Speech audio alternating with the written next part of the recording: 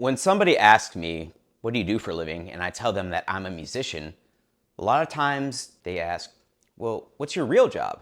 I tell them, I'm a musician. And they ask me, are you in a band? Are you an artist? And I tell them, no, people just hire me to play music.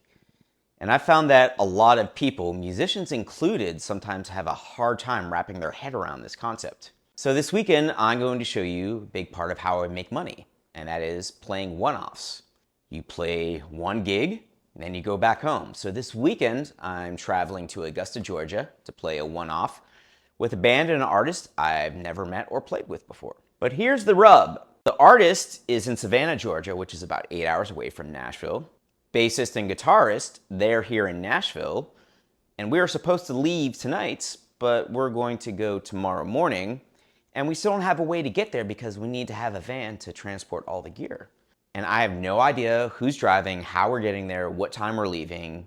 I pretty much know that I am playing in Augusta, Georgia tomorrow night, and I'm coming back the next day.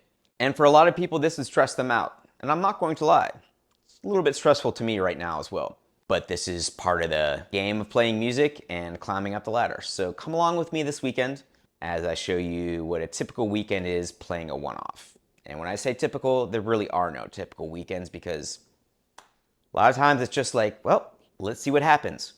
So come along with me and let's see what happens. All the charts that I just got emailed to me and looking at a text with a set list, and then I just dump them all onto my iPad so that when I'm playing the gig, I can just call up the set list and just basically just scroll through it as the songs go. And even if I know the songs, I can just see the next tune. And I know most of these songs usually, but I'll have something like the tempo, count off, ending, always those things to kind of just remind me of what to do. Technical notes aside, this is kind of the stress of the logistics of these gigs. I just played a gig today, finished the gig at 6, got home around 6:30 or 7. It's 8:30 right now. We still don't have a way to get to the gig. Load-in is tomorrow at 3 p.m. It's like 6 or 7 hours away in a different time zone, so we're losing an hour. I still have to pack up all my gear, but I don't know where I'm putting that gear. Yeah, these moments, they do kind of stress or bother me a little bit, but I'm trying to roll with it because the gig isn't just about playing music. It's about weathering the storm and not let these things affect you and not demonstrate it. People aren't coming to see me play. They're coming to see an artist play, and my job is to support them as much as possible while also communicating, hey, it wasn't told to me that I need to rent the van and drive it. So we all have our battles to pick. So it should be an interesting weekend. It's 10 p.m. on Friday night. I'm here at the airport in Nashville, and I literally just picked up a rental. Long story short, there was just a miscommunication. I was like, we need to figure out the situation now. And I usually like to let the artist figure things out. I don't want to, don't want to have too many cooks in the kitchen. But apparently nobody was cooking and everyone thought somebody else was cooking. The person who asked me to sub the gig for them, I called them up and said, hey, what's going on? I just want to do right by you. And they're really appreciative of that. That's not always my first move because you don't want someone to hold your hand through things, but also you need to handle things sometimes. And is it my job to be the driver for this gig or to organize everybody? No, it's not. But then the gig doesn't happen. This is a big part of attitude shift from when I was younger to when I was older. And I think a big part of what allows me to keep working is that, yeah, sometimes you have to do things that aren't your job. And I think it's important to have boundaries around that, but it's also important to realize that, you know what, I can be an asset to this operation if I go a little above and beyond and take the reins. Welcome to my world. All right, it's a little after midnight. If you can see, but I just got all the drums into the rental. I still need to pack some audio and video gear for tomorrow. Still need to shower. Still need to find someone to look after the kitty. I'm just trying to shoot a video. Can you give me a moment so I can finish shooting this video? Still need to pack food and pack clothes. And then we're gonna try to hit the road like around 6 a.m. tomorrow. So yeah, gonna drive about 6-7 hours, play a 4-hour gig. Yeah, this is sometimes what it is. So it's about 1:30 a.m. Got the truck packed up and I got coordinated with the bassist and guitarist to meet up tomorrow, and I guess everyone was kind of just waiting for somebody to take the bull by the horns. I guess that was me. So yeah, I guess I'm going to be the point person for playing tomorrow. So I'm gonna sleep for like 3 or 4 hours maybe, and then drive 7 hours, and then go play a 4 hour gig, and then drive back. So this is what you get paid for, though. You don't get paid to play music, you get paid to do all the other things leading up to it. And that's why it's so important to stay level headed and try to make yourself an asset to other people. And when things seem like a little bit chaotic, step up. So that's what's going on. Right, so it's Saturday at 4 p.m. I haven't had a spare moment to even tape what's going on because got up around 5:30. Was on the road by 6:30 this morning. I drove the entire way because I'm the one who had the rental car, so it was like 6-7 hour drive. Got to the club set up. I got a little bit of time before sound check, and I was just going to go over some tunes. But now, if you can see what that says right there, it says my iPad is locked because I guess I had it in position while I was driving where it kept on being bumped and tried to access the password. And so all my charts are on there, and I'm playing a bunch of songs that I don't know. My whole plan was to look at the charts, listen to them while someone drove, but I was the one driving today. So now that I got a free hour or so, I can't look at the charts that I have on my iPad because it's locked. And in order to get it unlocked, I need to connect it to a computer, which I don't have right now. So, but this is part of the gig. One step at a time. Yeah, man, fuck. Maybe I can figure something out. We'll see. Testing 1, 2, 3, 4, 5. Testing 1, 2, 3, 4, 5. End of test. Backstage right now. We're gonna go on live in 5 minutes. So playing with Jake Bradley here in Augusta, Georgia. Check the link. Hopefully it works.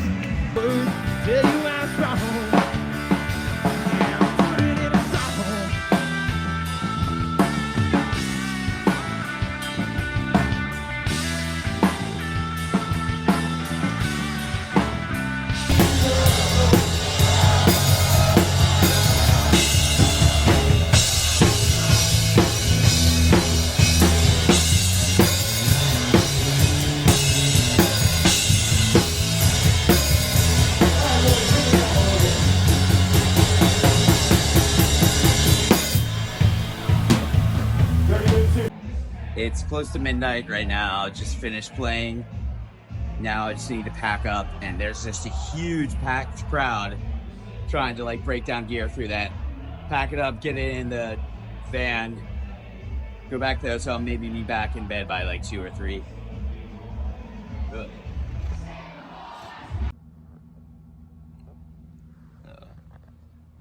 I just got to my hotel room. I can barely keep my eyes open. I'm ready to go to sleep. We'll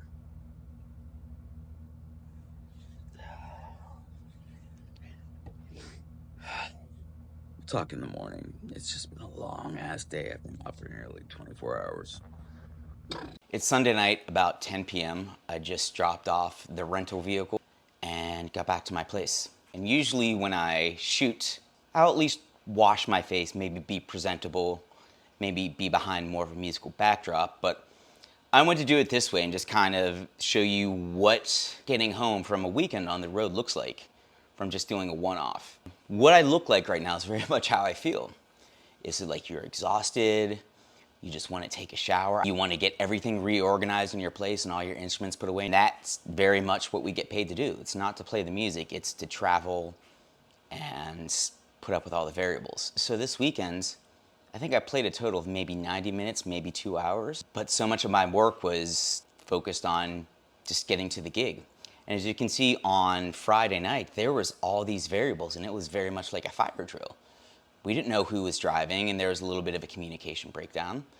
And I was really almost thinking, you know what? I don't get paid to do this, I need to get a way out. And I don't think there would be anything wrong with that, but I was also thinking that wouldn't do me any favors.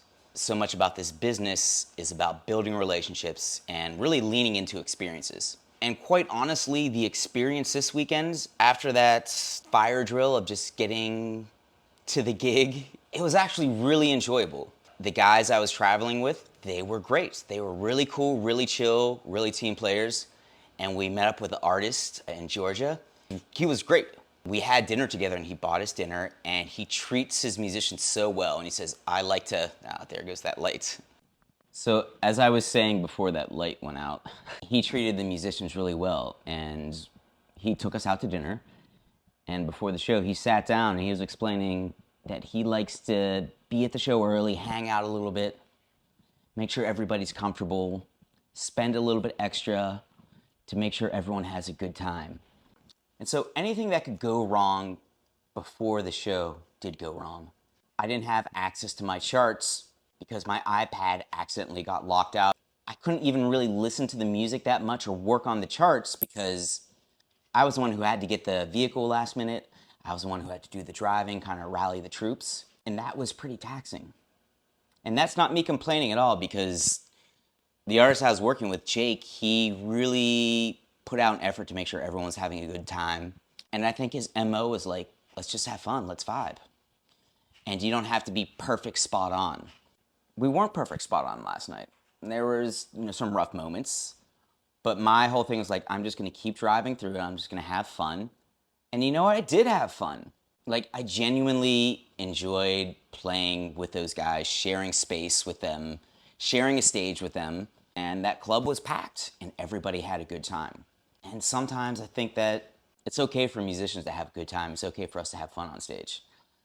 Some of us take our craft so seriously, and if we play a wrong note, we feel like we messed up and we're worthless. But I had a lot of fun. And the bassist, he has just like this totally different attitude. He's like, man, I just want to vibe out, I just want to have fun. And if someone gets mad, cool, whatever, I'm still gonna have fun. I admire him for just being able to be like, I'm just gonna keep it positive and not let anyone bring me down. We all had a good time and then we hung out a little while afterwards and we drove back today.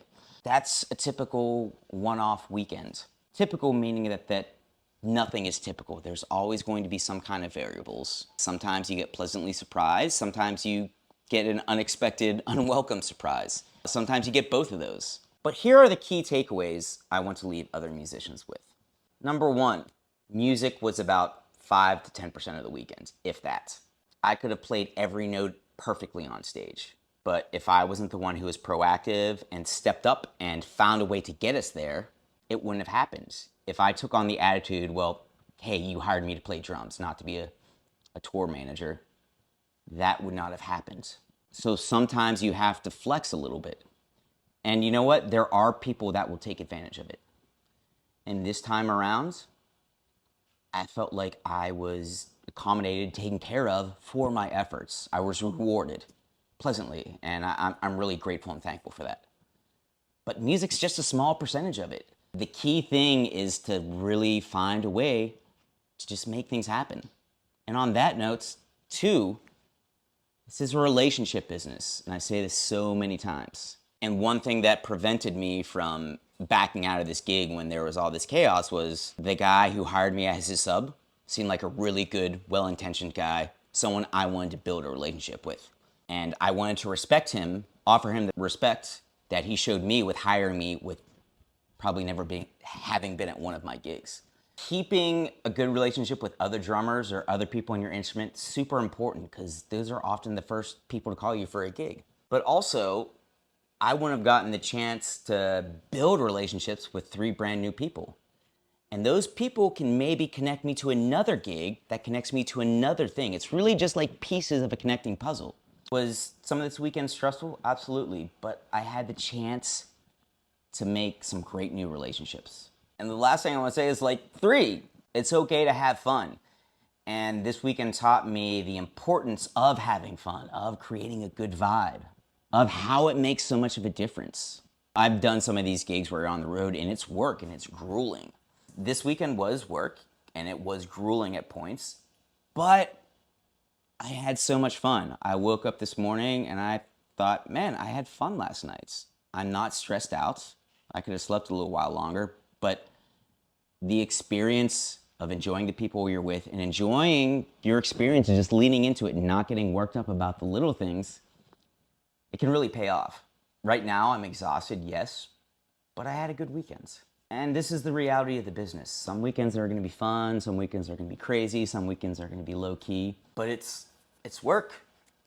And you have to decide, what do you want? I don't always like traveling. I love playing music, and sometimes you have to spend 30 hours in a van just to play for an hour. Is that trade-off worth it? For some musicians it is, some maybe not so much. I'm just enjoying the experience right now, and I wanted to show everyone our real look at what it's like to be out there. Sometimes people think you're being a rock star, or you see somebody on Instagram playing in a packed club, and you think, man, I wish I could be doing that. And of course, everyone would like to be. The moments leading up to that very moments, a lot of those can be taxing, and for some people it's not worth it. And for me, I think it's worth it. Sometimes I would like a little bit more return on my investment, but I think this is a long game. This long game of building a career, you're gonna have a lot of weekends like this. Maybe I gain a little bit here, maybe I lose a little bit here, maybe, oh, that doesn't work for me, I don't wanna do that in the future, or, oh, I met somebody new or learned a great new lesson. So that's my one-off weekends. Next weekend I'll be doing another one, and who knows how that will be. But I know it will be different, and I know it will be a learning experience. So I just encourage all of you to keep learning out there. And the moments when you're on the road and you're like, this sucks, I never want to do this again, or you're panicking or you're pissed off, breathe, because it'll be over in a day and you'll be like, I'm glad I got through that. And sometimes things aren't as bad as they seem, but it's temporary. So make the most of it. Thanks for watching. Be kind to one another. I'll see you out on the road.